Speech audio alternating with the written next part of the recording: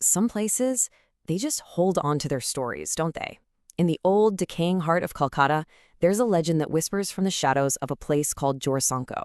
It's a chilling story about a photographer, a ghost, and a single, terrifying question. And this really gets to the heart of the legend, a classic piece of folklore. Can a photograph actually steal your soul? What if the simple act of taking a picture, of capturing a moment, could cost you everything? Just keep that question in the back of your mind as we dive into this. All right, so our story begins in a place that's just steeped in history and, as you might guess, is rumored to be seriously haunted. Let's set the scene. The old mansions of Jorasanko. Let's travel back in time. The year is 1982, and we're in Jorasanko, a part of Kolkata famous for its grand, historic architecture. The time and the place? Well, they're everything in this story. So, Jorasanko was home to these absolutely incredible old royal mansions. But by the 80s, a lot of them were falling into ruin. Just picture it. Crumbling facades, courtyards overgrown with weeds. But they still had this faded, regal majesty about them. You can practically feel the history. And, of course, the shadows they must hold. And with places like this, there are always local warnings, right? People in the neighborhood would tell you that a spirit wanders one particular mansion, the ghost of a maid. And the warning was always the same, always crystal clear. Do not go there at night. But you know how it is. A warning to some is just an invitation to others. And this brings us to the main character of our story and the fateful choice he made. This is where we meet Arup. Arup was a photographer, and like a lot of artists, he was drawn to the very things that other people feared.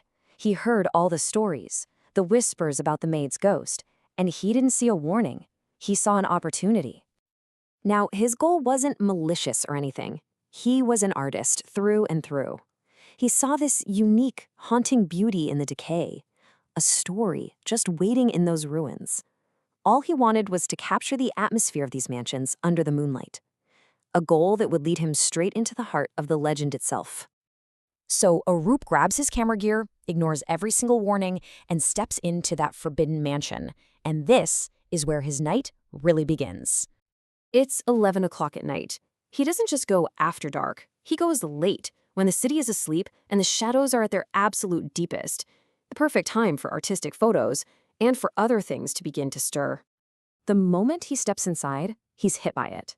It's not just quiet, it's a deep, eerie silence. The kind that feels heavy, unnatural. The kind of silence that tells you that you are definitely not alone. He pushes deeper into the mansion, his own footsteps echoing in that oppressive quiet.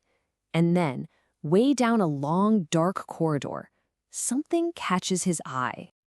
It's a faint, flickering light where there should be total darkness, and cast against it is the unmistakable silhouette of a woman.